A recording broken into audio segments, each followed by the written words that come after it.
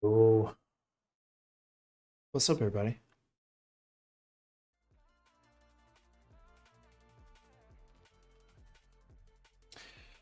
Oh, we're back. Hope y'all had a nice weekend.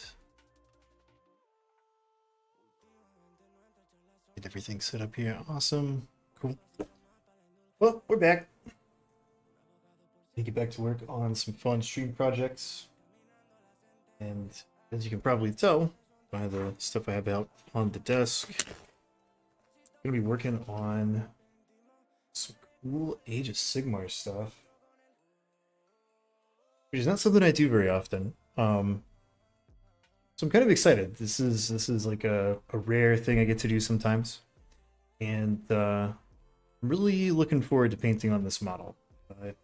I've got some things in sub-assemblies right now, just meaning that I have not fully assembled the model. So you can see we've got like our little dragon guy with its wings separate, just for ease of painting.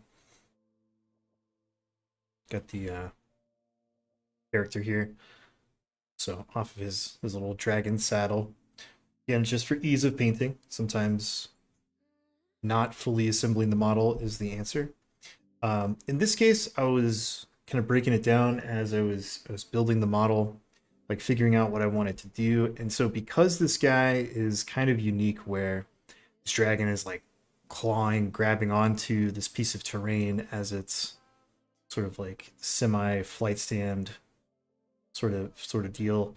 I did decide to attach him to the base, just get the base fully done up.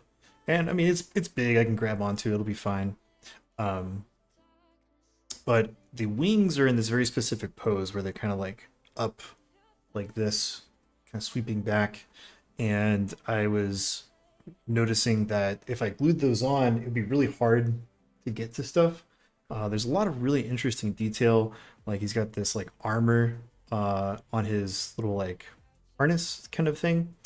And I didn't want to be able, or I didn't want the wings to hinder that. So I decided to just leave those off.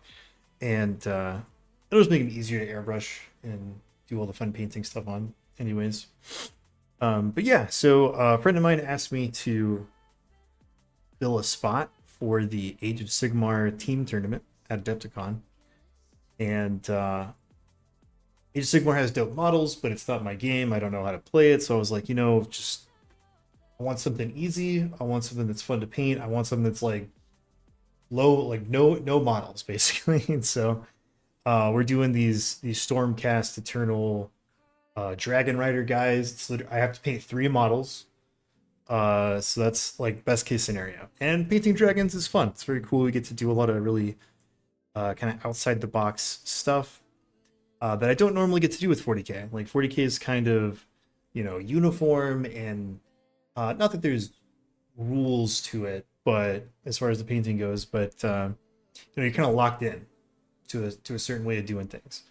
Whereas with fantasy, there is no rules. I can make stuff whatever color I want. Like, magic exists, so sky's the limit. And I was kind of looking at how I wanted to do this and like our color pattern and that sort of stuff. And I haven't worked with the fluorescent paints from Pro Acryl in a while.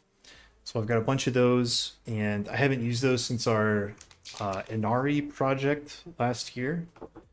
So I was thinking we do like a really cool purple dragon, maybe like play off of some purple and like aqua green colors for the dragon, and then we get to work with our Stormcast Eternals Gold, and that pairs well with those colors.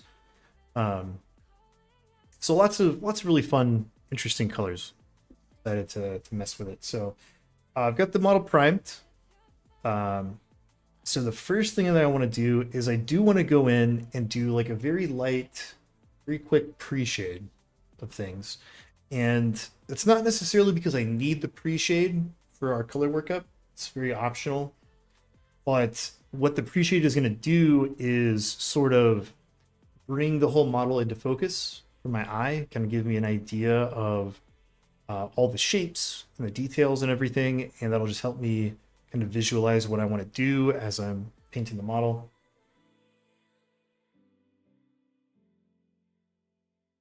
Turtle Matthew, what's up? So let's glove up, get to it.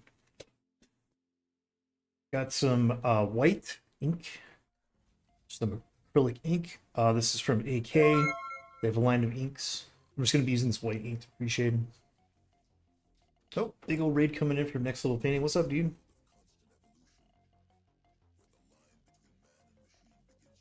Welcome everybody. Thanks for that raid. Just getting ready to do a little pre-shade on this really cool dragon model. Well, say that I know absolutely nothing about the lore of Sigmar, so maybe this isn't a dragon, but something else. I don't know. Certainly looks like a dragon.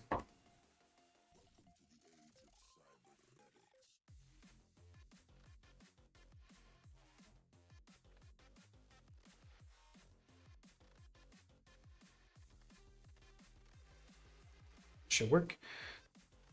So, just saying that we're going to start off with a very, very light pre-shade. And not necessarily because I need the model to be pre-shaded, but it's just going to give me an idea of how the shapes and everything are going to look. It's going to help me kind of dial in my highlights for lighting purposes and all that kind of stuff. Focus up the details of the model.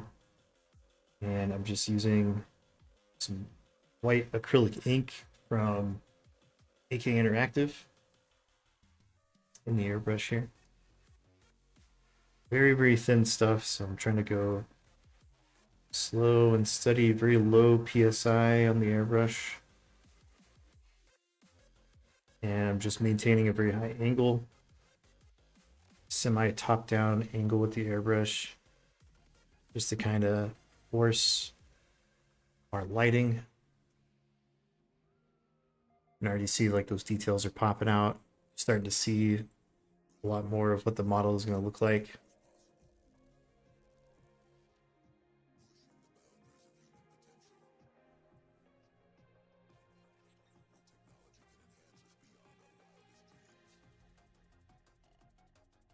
Helps me see like where he's got these sort of like bone armor plating and where his actual scales are, all that fun stuff.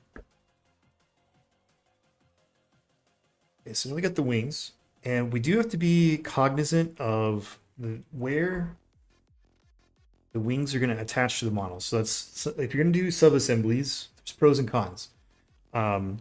So kind of like I was saying, like his wings are sort of in this back, like folded up almost kind of pose, and so I want to hold our piece up to the model so that I can get an idea of like the angle it's going to be on. So I know this one is going to sit just about like this, and I want to hold this angle while I pre-shade.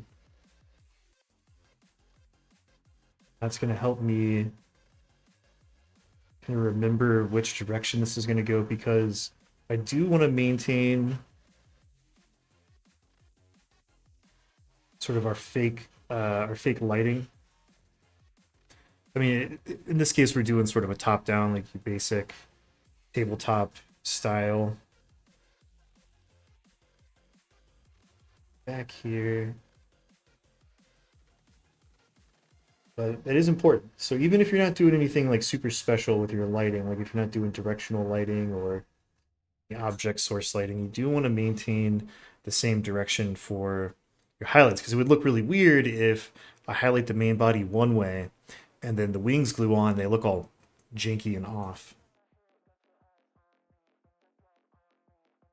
So even though our colors probably won't need this pre-shade, it's nice to have so that while I'm painting it, I can see that. It's sort of like my blueprint. Got our other wing, and this one's a little bit of a different angle.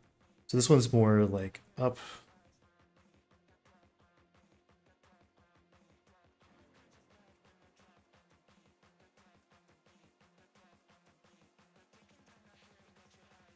Wings are like folded up. I want to be able to see all of this great sculpted detail of his leathery wings. Very cool.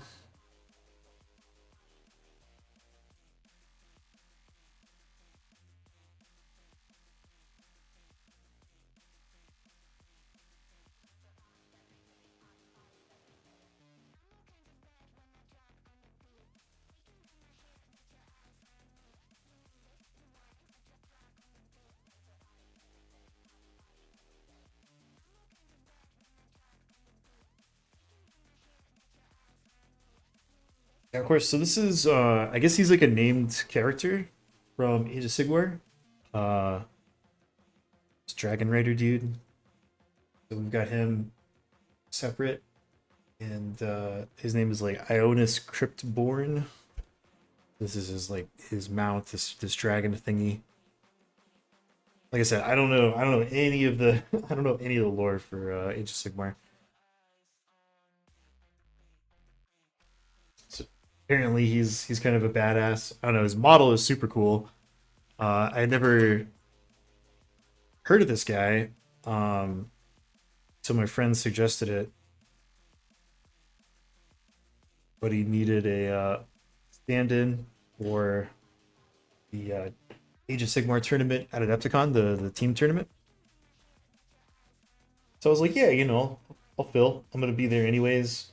And so I was like, well, it's got to be something I think is cool, because a lot of the fantasy stuff, as far as like armies go, it's not my thing. I don't really want to say anything negative about them because I'm sure a lot of people find it cool, but I'm just not a pitched battle grand army fantasy fan. Like I like D&D, and fantasy heroes are very cool to paint. I'm just not a like paint 500 Skaven models, kind of person, right? Um, so he was like, yeah, dragons are cool. I'm a big fan of dragons. So the Stormcast Eternals, they have these like dragon riders, and so like all I have to do is like three models. So it's like this guy, and then like two other dragon riders, and like that's the whole army for 1,000 points. So I was like, perfect. I get to paint some dope dragons. It's only three models. I can do this. But I have no idea how to play the game. I don't know what this dude's deal is. I don't know his lore, nothing. Apparently, he's pretty cool as well.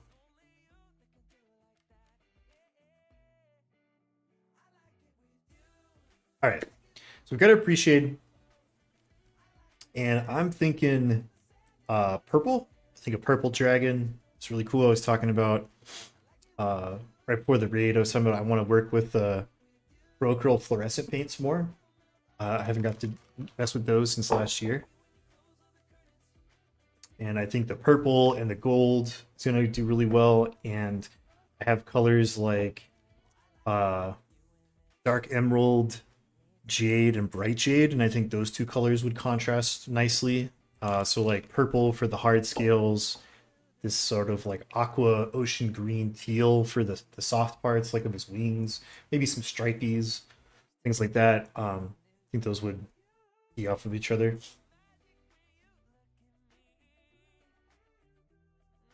All right, so we'll start off with some dark purple, and I am just going to go ahead and thin this down quite a bit.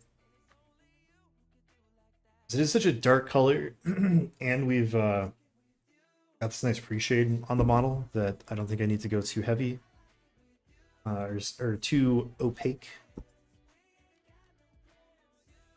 to start.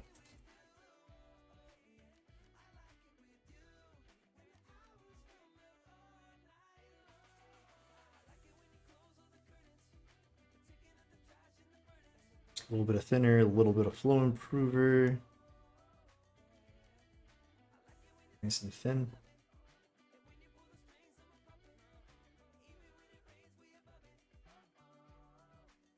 Let's move these wings out of the way.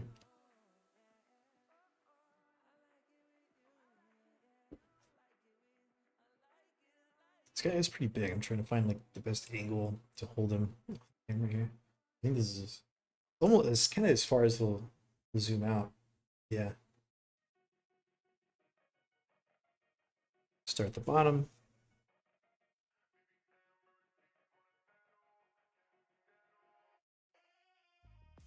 It's really light. Make sure to constantly move the airbrush around. Get all the nooks and crannies. These like hard to reach undersides.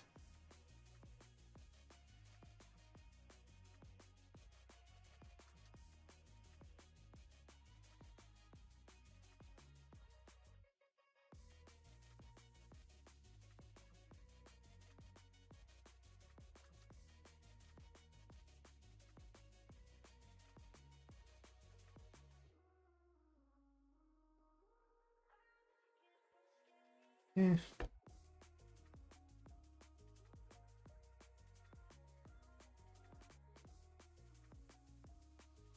We're getting a little bit more brightness on the tops where appreciate is. Now, if you wanted to use the appreciate kind of the way that you're supposed to, you could go thinner with this paint. Purple, kind of like blue, is a very, very powerful pigment in terms of its ability to build opacity very quickly. So that's probably as much as I want to build up. I'm just kind of going around and making sure to miss anywhere. One thing about reshading that you have to be very careful of is it kind of highlights your mistakes. That's one of the main reasons that we never prime white, because every time you miss a tiny little bit or the paint isn't the same opacity throughout its coat, that white undercoat is going to show through. And it kind of highlights your crimes. Whereas having a very, very dark primer like black or ultra dark gray hides the crimes. You can get away with a lot, especially if there's an area of the model where you're just like, dang, I can't get to that, be it with the airbrush or with your paintbrush. If you prime something solid white, it's going to be a problem because that white is just going to be there uncovered, highlighting that you messed up.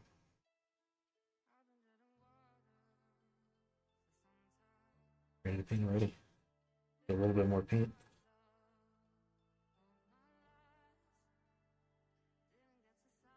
So pre-shading is fine.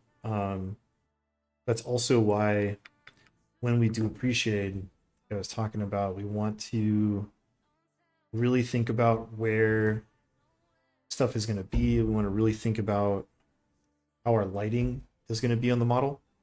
So that's why when I was painting this guy with the pre-shade, I never like sprayed up from underneath the model really, because I didn't want to get any of that white paint in the very, very deepest recesses of the sculpt where I wouldn't be able to get a paintbrush or spray evenly with the airbrush.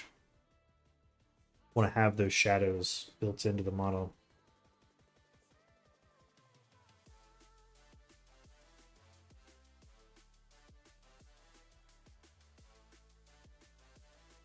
That looks fine. Do this last wing.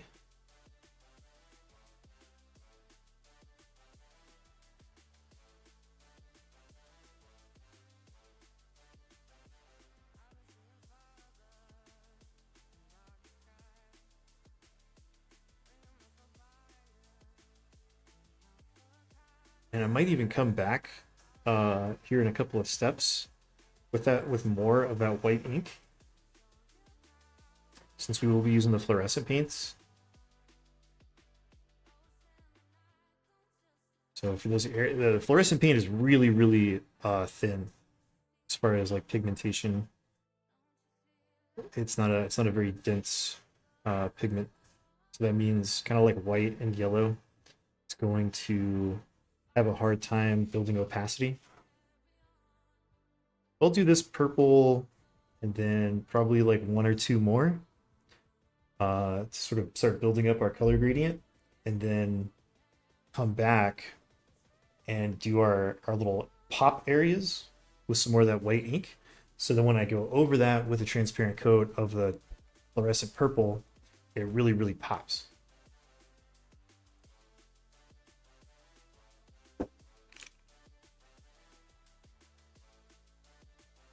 Some of this dark magenta. Just gonna put that right into the purple, and then we have this faded plum, which is our very, very like desaturated bright purple. Just gonna use that for brightness, just a couple of drops of that.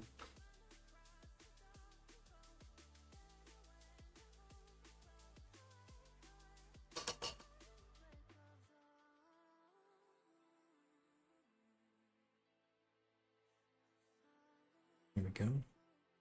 A brighter purple, didn't lose any saturation. Purple is a little bit like red, where it's hard to make it a more bright, vibrant color without either turning it orange or desaturating it, like turning it pink. Okay, camera, what are you doing? Calm down.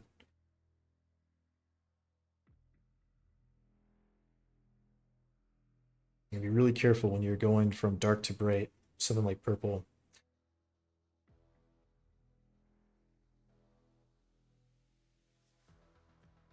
Okay. Grab our boy here. Yep. Now I want to start working from up top here, following the shapes, contours. His dragon body, dragon shape. Already starting to build up into something that looks really cool.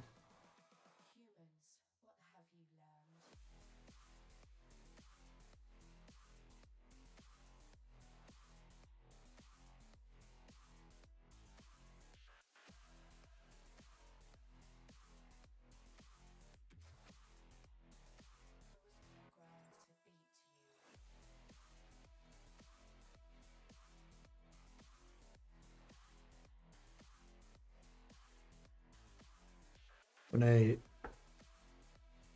do paint fantasy, because I don't very often, I prefer to go a little bit harder into the more fantastical elements.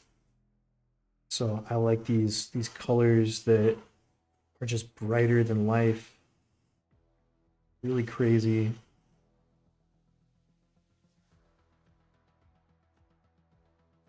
I know most of this is going to end up being a teal color, but I'm still going to highlight it correctly.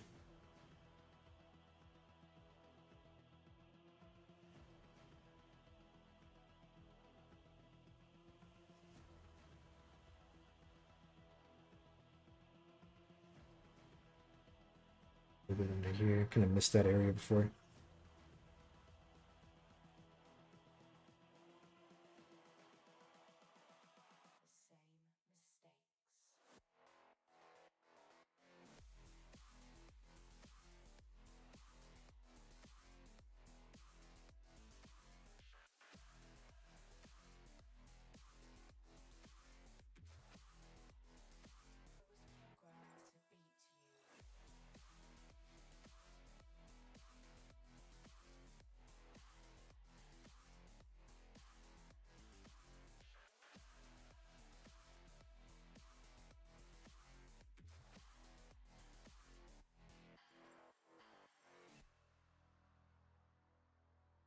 Okay. Go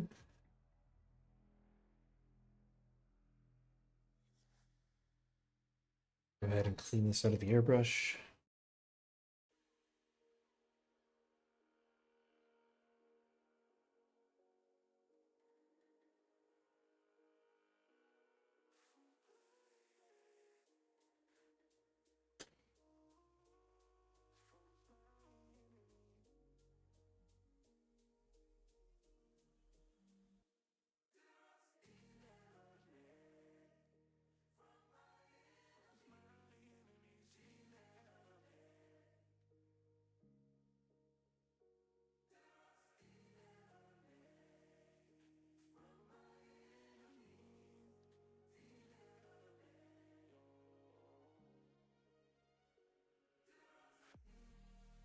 All right, so like I said, we are going to go back, grab some of our white ink,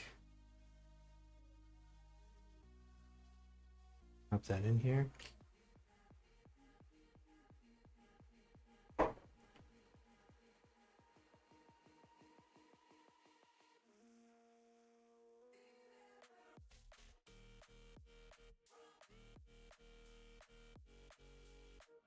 right, hair down a little bit. Okay. So now is where we want to really start focusing.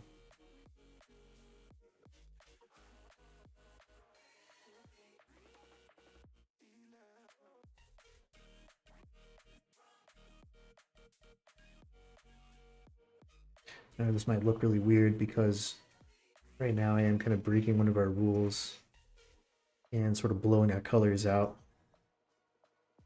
But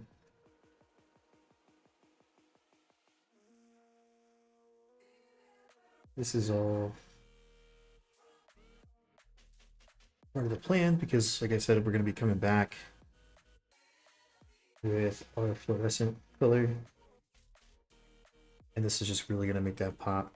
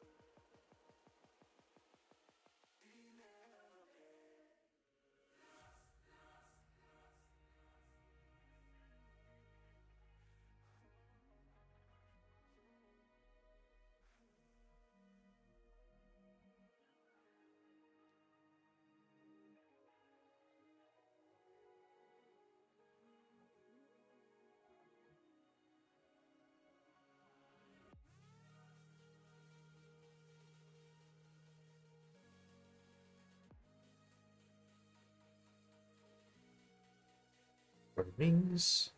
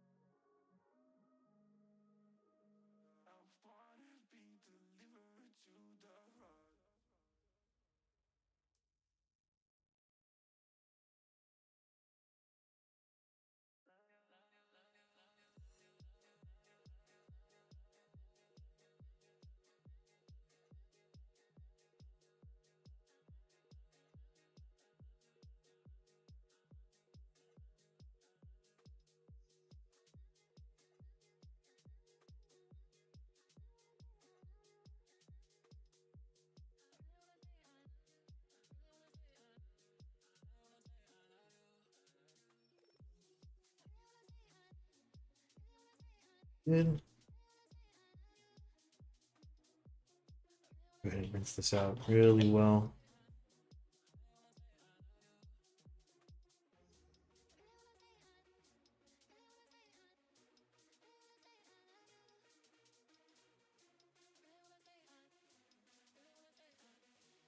Next step is going to be to grab our fluorescent paint. We want to be doing transparent coats over the top of this.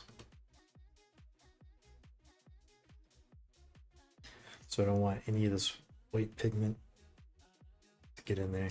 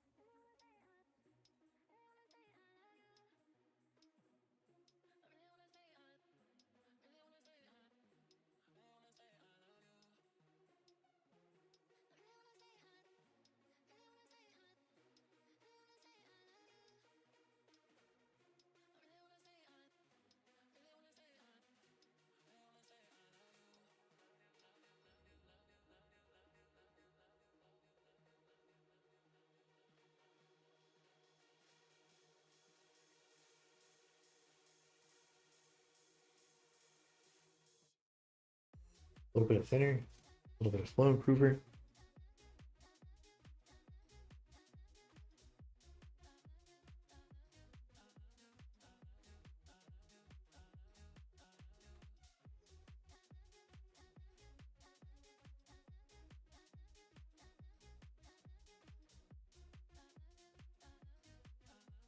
Just go all over.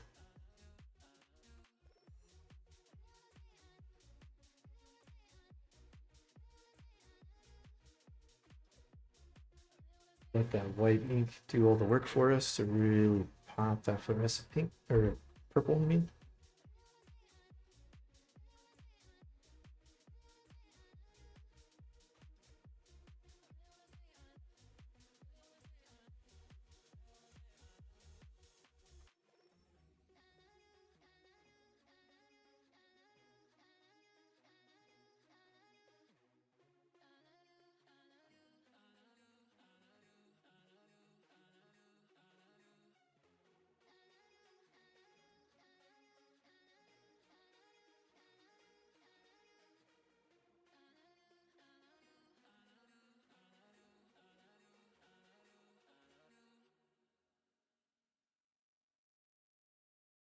Okay, it's really good for the main body. Some more paint for the wings.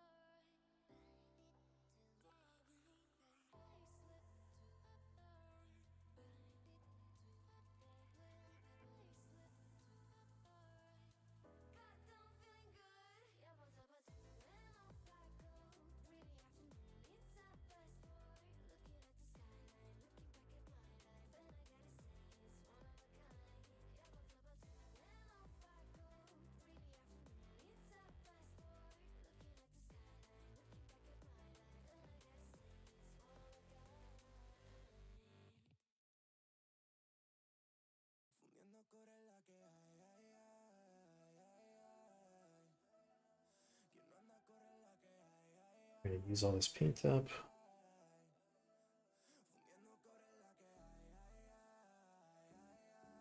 Okay, starting to look really cool. Last thing I want to do is just pop that a little teensy bit more by coming back with our fluorescent pink. Because the fluorescent purple and the fluorescent pink are very, very like weak colors, kind of like I was talking about. They don't want to really build up opacity very much. We end up getting that more magical fluorescent purple color by having purple and the pink together. And for this one, I'm just going straight out of ink bottle so that that very weak pigment has a chance to build up over our appreciated areas.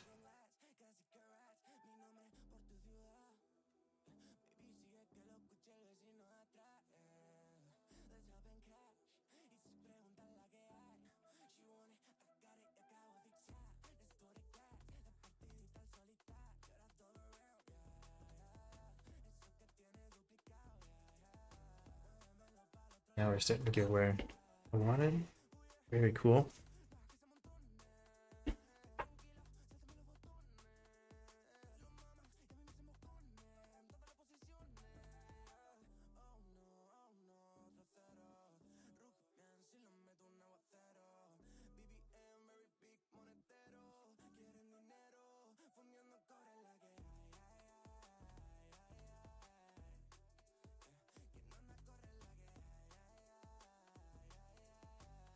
Yeah, a little bit more paint.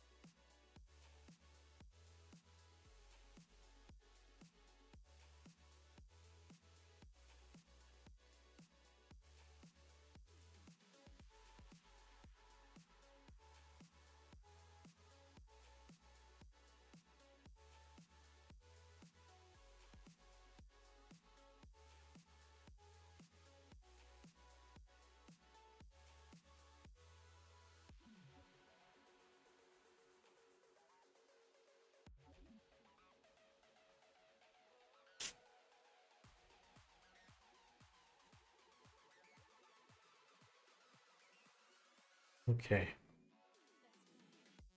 That's looking pretty cool. We'll turn the light just a little bit so it's not blasting out so much. Now we're starting to get that really nice build up.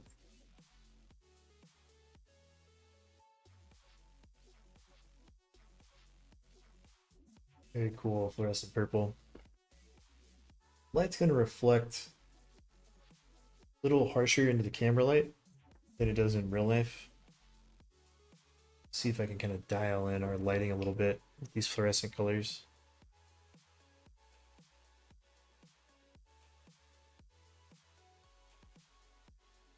Really liking how that's looking. Got a nice purple dragon. Let's clean out the airbrush because we're done with it for a little while.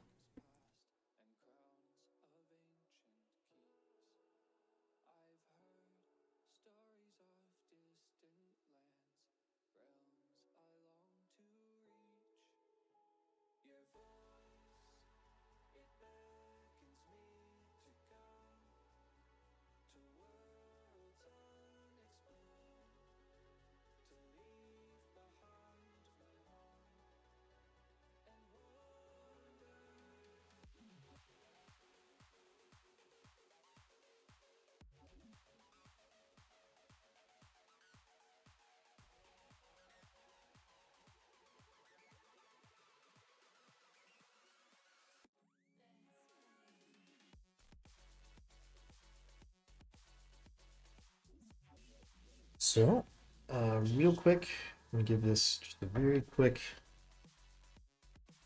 finish,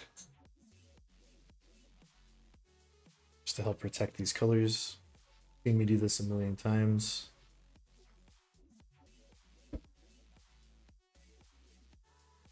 Anytime that I'm working on stuff,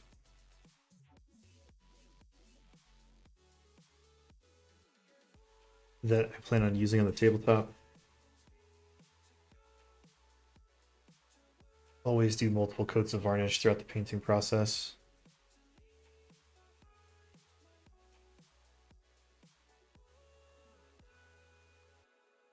Just going to protect it.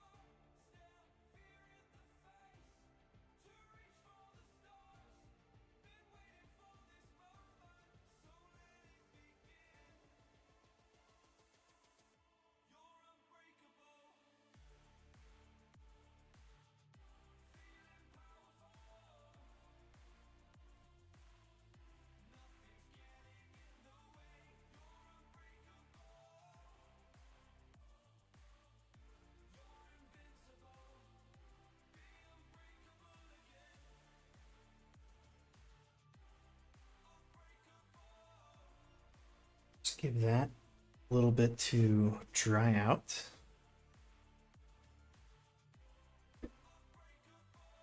Drop some frames. Everything looks fine. All right. Just gonna give that a minute to dry up.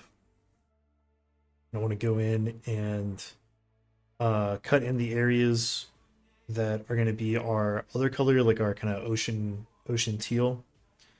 I'm going to cut those in by hand and then airbrush where needed and just kind of move on from there.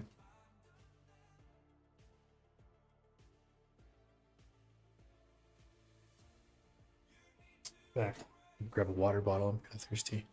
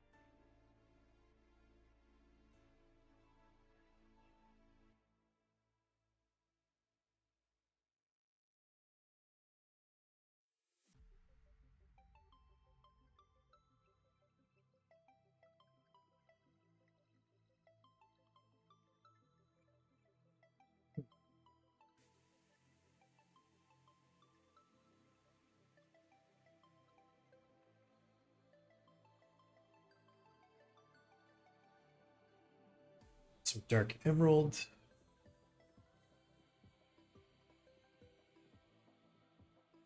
I think I've got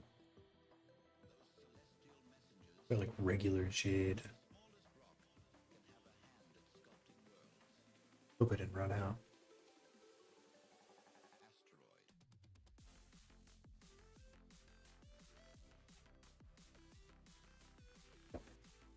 I'll just use bright shade to mix in.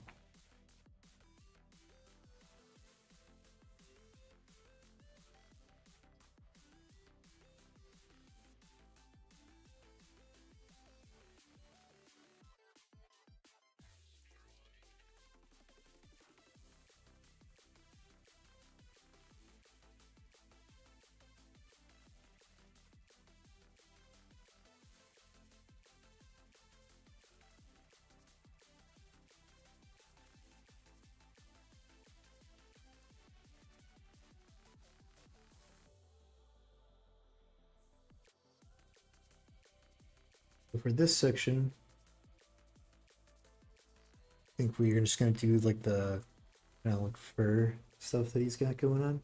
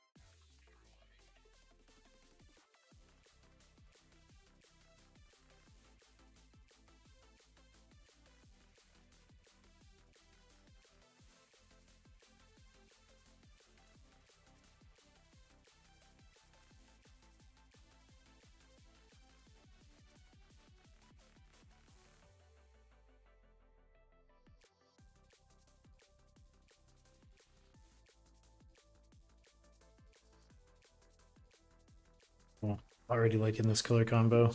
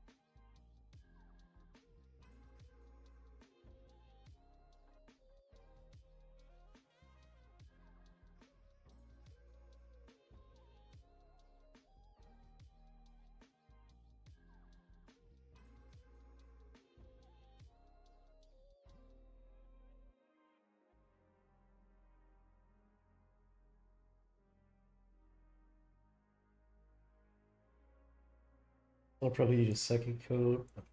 Move on to a different spot while it dries.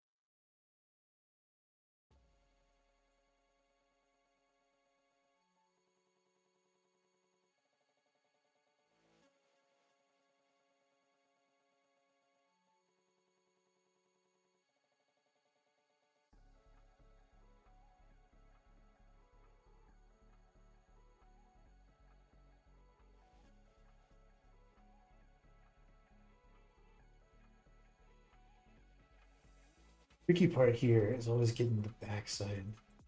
I have to like thread the needle.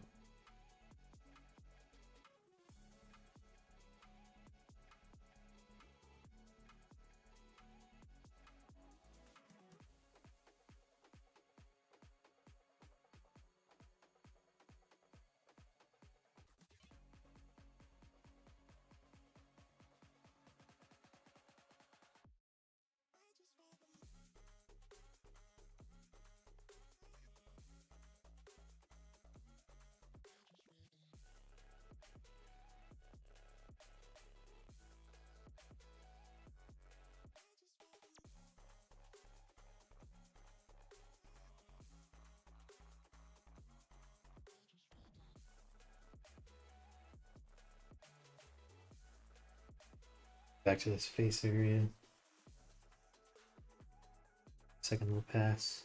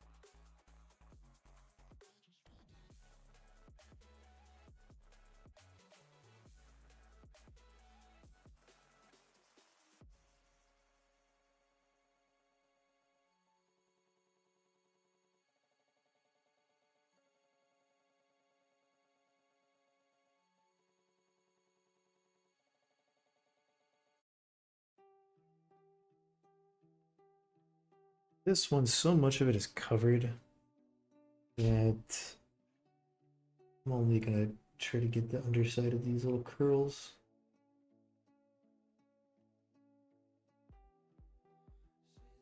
Can't even see the other side of it. Can't see it, don't paint it. Pretty good rule to have when you're trying to get stuff on the table.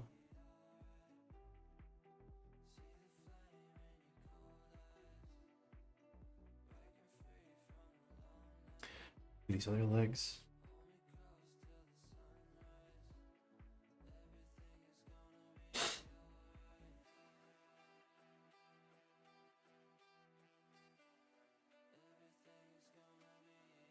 Let's see.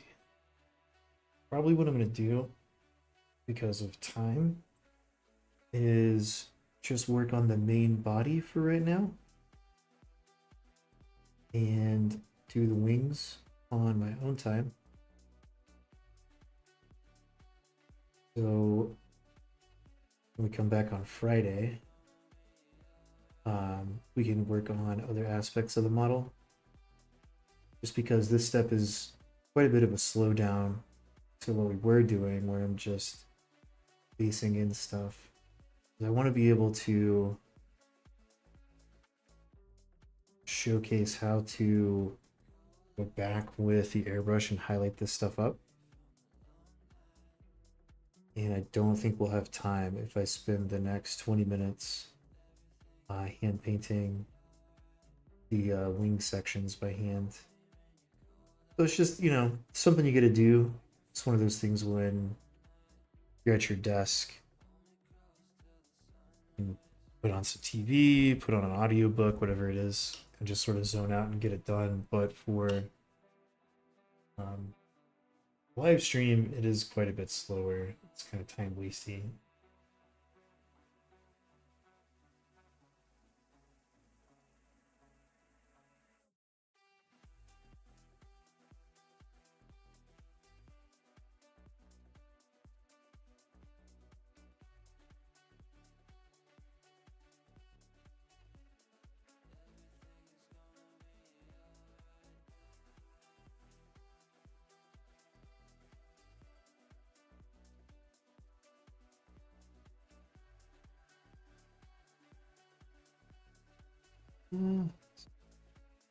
So with the back, to get what I can, because this one's going to be really hard to get to as well. So I'll get what I can. Not worry about it if you can't see it.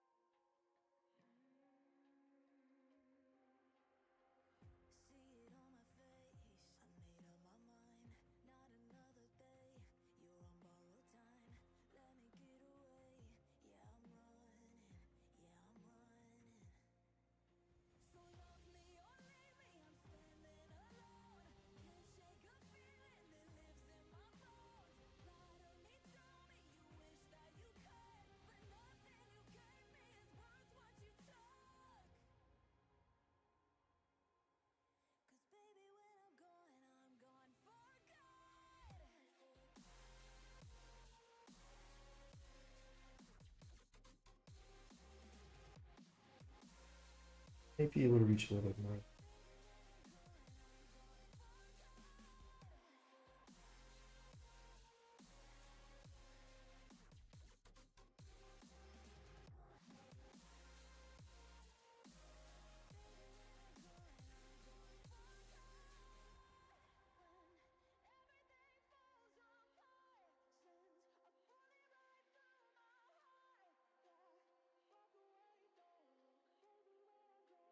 A little bit on his leg. See if I can clean that up real quick.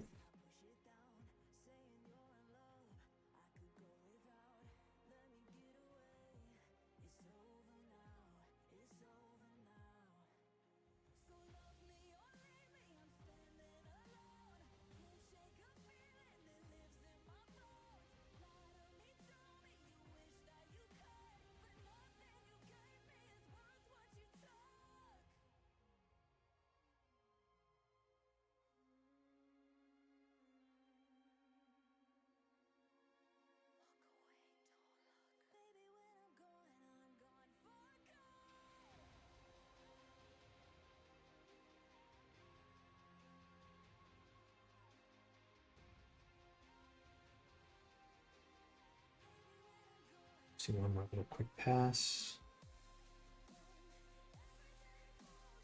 Everything.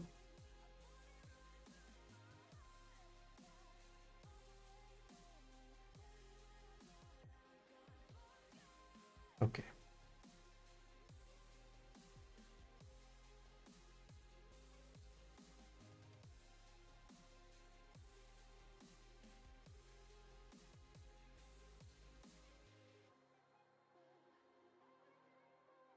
Let dry.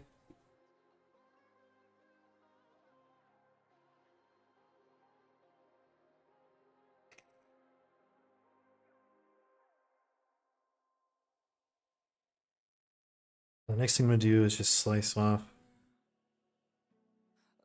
a little corner of our paper here. Just black construction paper I use for my desk. So I'm going to be using this as a shield. So for example, for this little elbow pattern, I'm just going to come in, bring this in, slide it behind there. Just very carefully airbrush those tufts of hair. That'll give us a nice little bit of protection for doing our airbrush highlights. With this one, actually in there pretty tight. Might be able to slide it in there if I'm careful. Yeah. I'm waiting for everything to dry. Let's see if I can.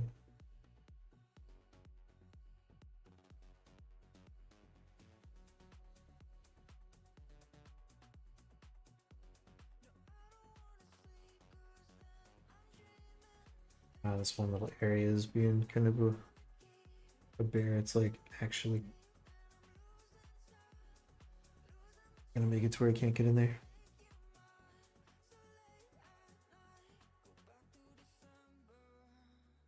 So I don't want to break this by like trying to pry it apart.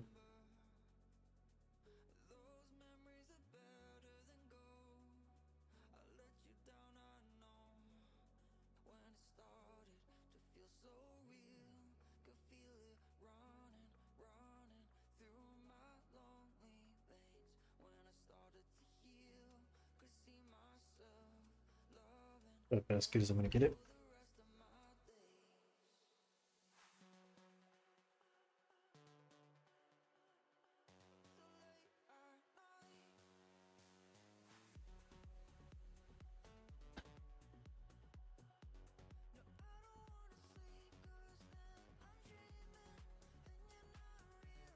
Jade.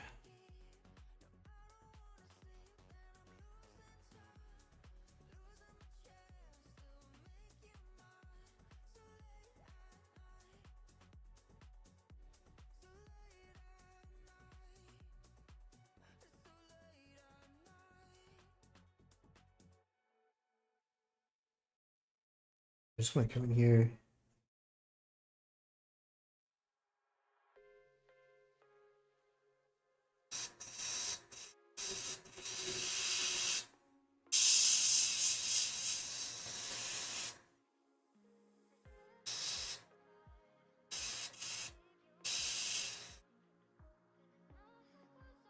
Very carefully. Get that highlight locked in. I'm gonna be as careful as I can. Slide that out of there. Like a tiny little spot.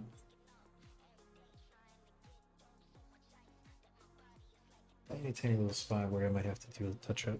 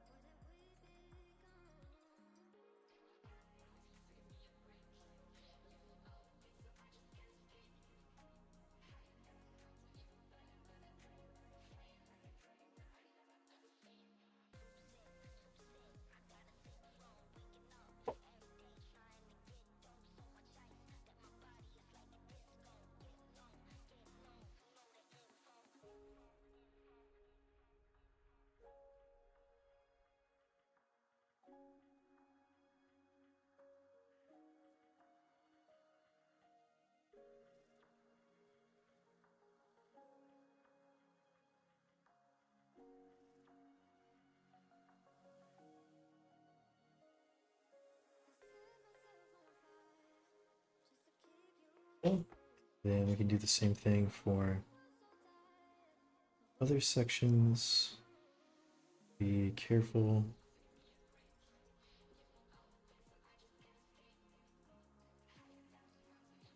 Also want to be cognizant of the direction that I'm spraying.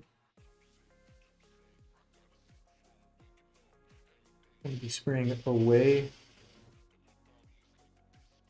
from my skin as much as possible. Use some air to dry that out.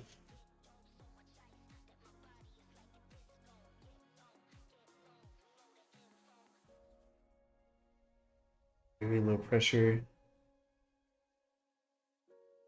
Maintaining tight control.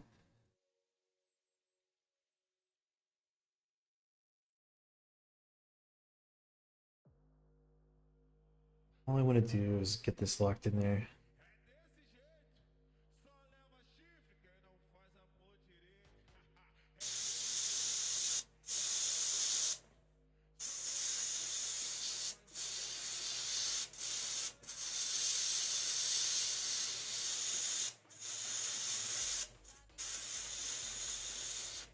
Avoid getting that in the skin as much as possible. If I do see like there's a little tiny spot right there, should be able to come back with just some clean water in the brush before it totally dries up. Very gently work the bristles on there. I don't want to dig into the paint. I just want to very gently touch it with the water. Agitate that up, wick it away like it never happened. So that's one of the reasons that it's always good practice to put that varnish on. So for example, if we wanted to do this and I hadn't varnished the model in between this step, may not have been able to get away with that. I might have just rubbed the paint off. But because we have the varnish on there, it's dried and it is protecting that paint.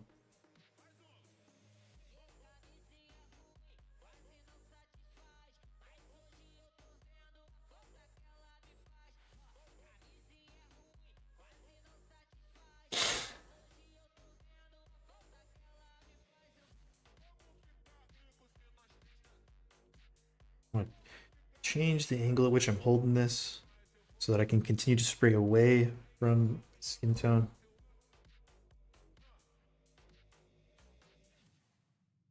Shield's moving a little bit.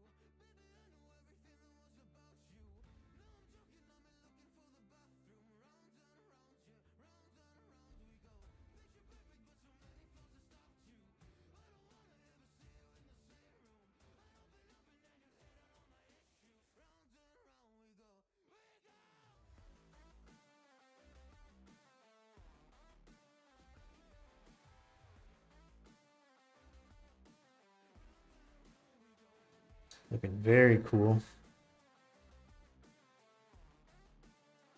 Let's see. Feeling a little froggy. Might be able to get it. A little tiny bit.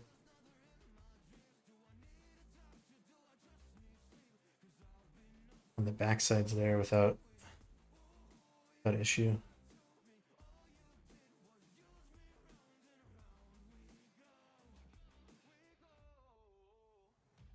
Not as good as the front side, but enough to get the effect across.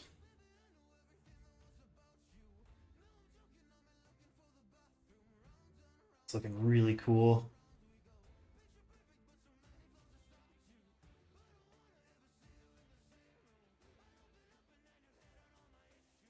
Tight. All right, so I'm gonna let that dry up really good because the last step of that process would be just a very light dry brush of maybe something like this bright pale green, or maybe the bright jade by itself, because that'll be a little bit more opaque than it looks through the airbrush.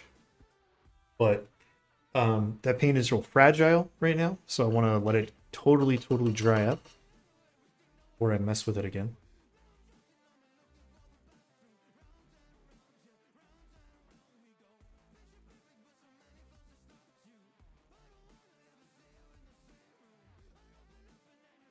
Clean out the airbrush good.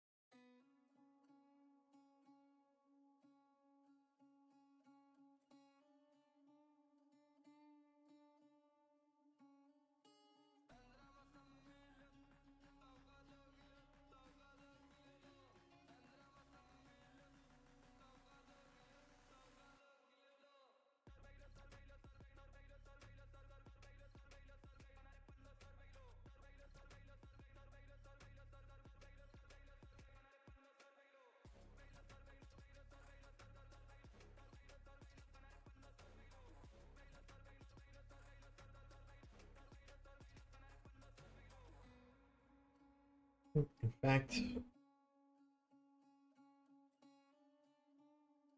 I've got about 10-15 minutes left. Go ahead and just give those areas a quick varnish as well.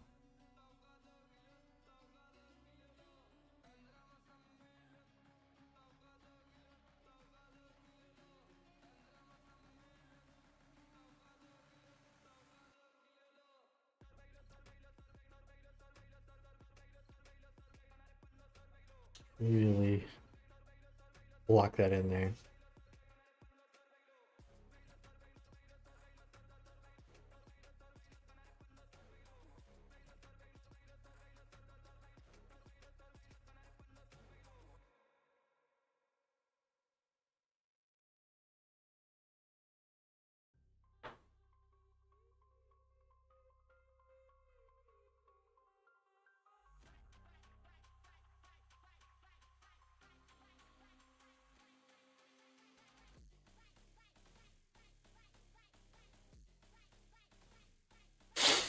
Okay, so let's run it at a time.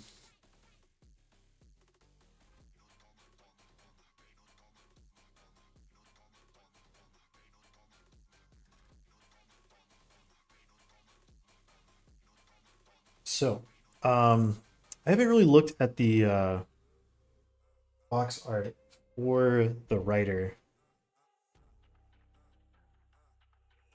but I kind of get the idea that he's supposed to be almost like a chaplain kind of looking guy with black armor.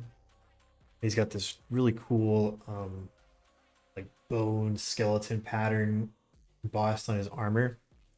So I think what I want to do is kind of like flip the script a little bit. Instead of doing it just black armor, I want to do the gold armor of the Stormcast, but then hand paint in those skeleton pieces and do that as kind of like an ebony inlay, where that's the section that's dark.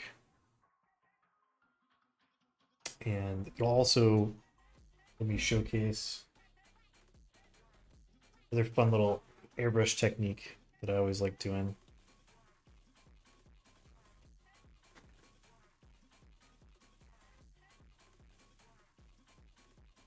Okay, so you want to airbrush this armor, but airbrushing metallics is kind of a crapshoot because the metallic pigments like to layer on themselves in such a way that it makes making a gradient in the way that like we did with the purple.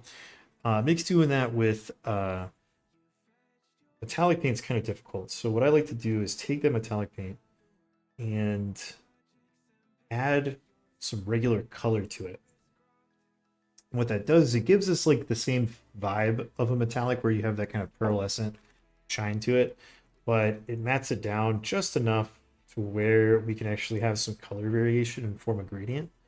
So for example, my base coat is going to be some bronze, like our dark base color bronze from Pro Acryl, and I'm mixing in some mahogany, just mahogany brown.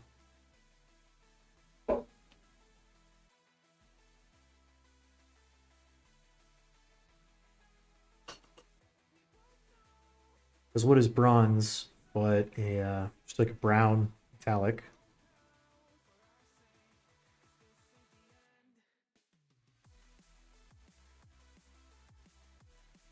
A little bit more of our mahogany in there, and then a little bit of red. A little bit of red. Grab dark magenta.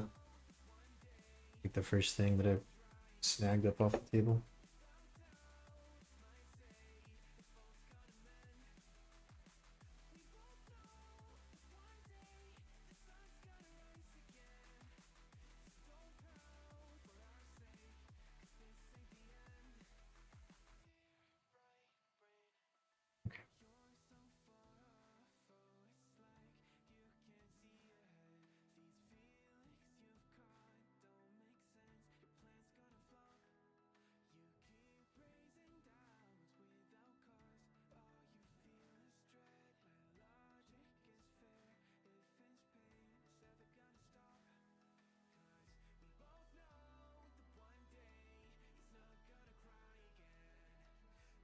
This is a great thing to do if you're only into 40K.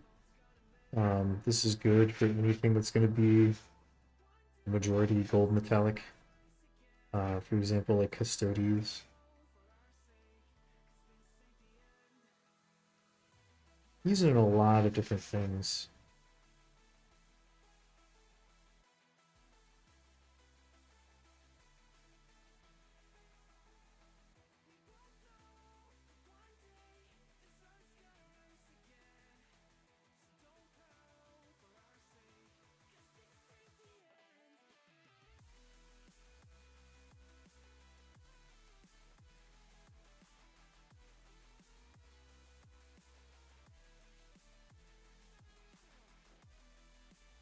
You can see we've got that metal shine, but it's quite a bit more matte than pure metallic.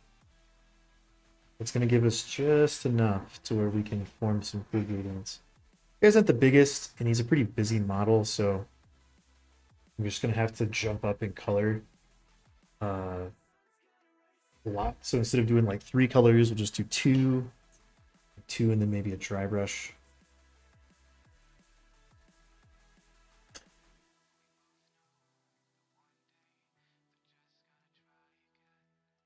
Almost like same rules as kind of like painting red, where you don't really want too many shades of red in your gradient because that red layers on top of itself really, really smoothly in such a way that like you kind of lose the contrast. So we're gonna grab, what is this? Rich gold. Much, much brighter by comparison, see? And then we're just gonna do the same thing. We're gonna grab like some orange, maybe a little red, a little yellow. See, we got some orange red, perfect.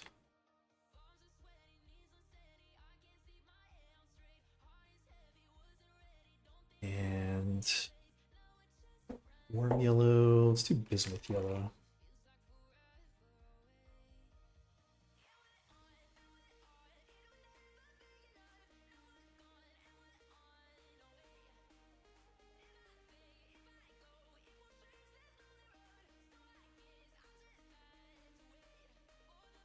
It's not just gold, so you can do this with silvers as well.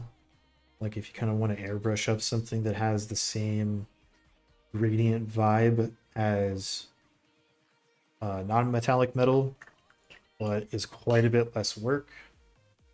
You can do this. I did this recently on my Ultramarines flavor of Blood Angels models, where instead of gold using like a blue silver.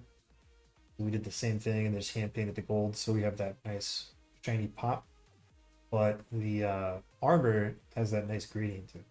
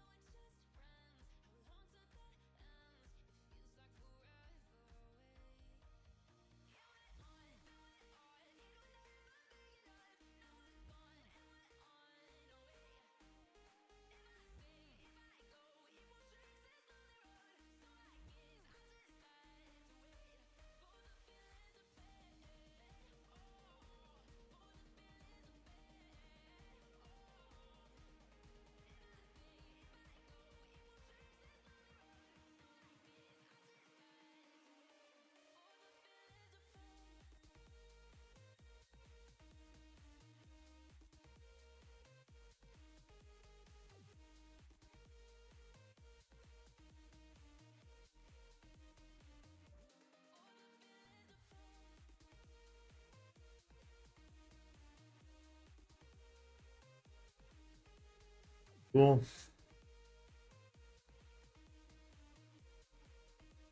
I think we can go one more. Let's cut most of that. Can hang on to some of it in the pot. So we've got some that's still in there, and then let's grab something extra shiny, like light bronze.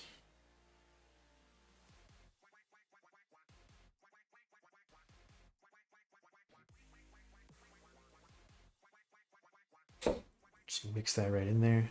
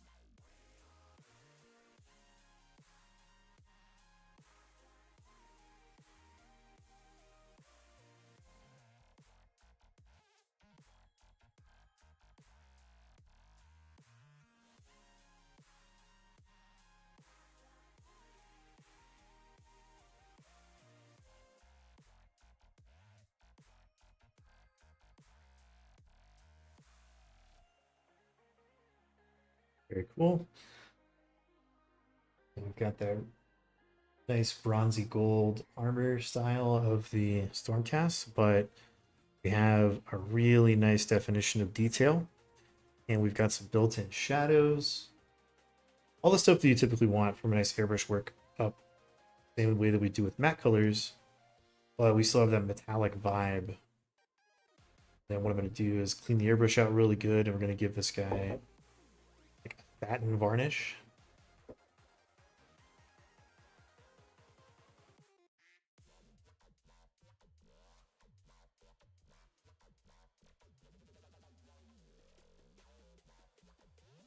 Anytime we're airbrushing with metals, even ones that have been dulled down like this, we still got to clean the airbrush really good because that metal fleck wants to stay in there.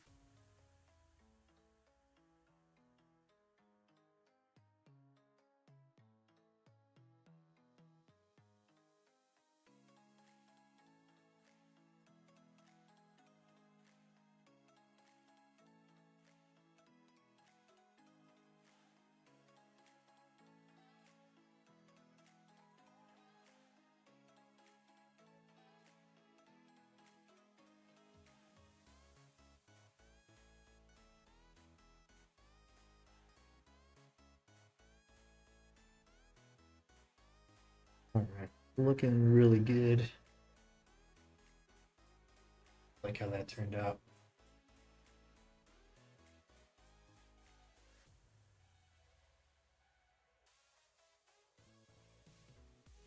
Dragon's looking tight.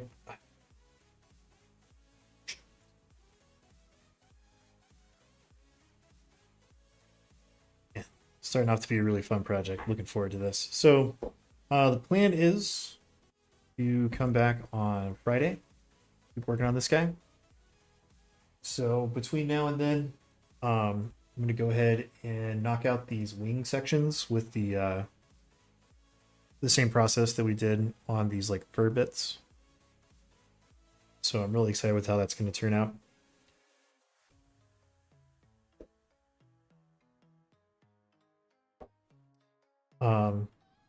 Just go from there. Probably start working on the like the armor panel sections, and got to do the cape and whatnot on this guy. It's mostly just going to go in from component to component and blocking that in. Looking forward to that.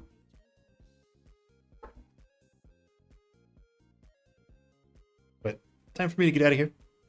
So I'll see you guys on Friday. Let's find somebody to raid though.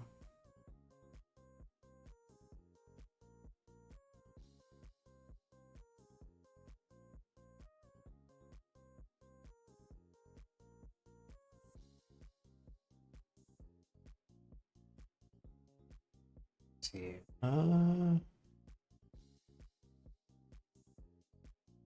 Wicked Minis. Don't get to raid them very often. Let's raid them. Start this raid up. Push opt in, all that good stuff. I'll see you next time. I'm gonna go ahead and get out of here.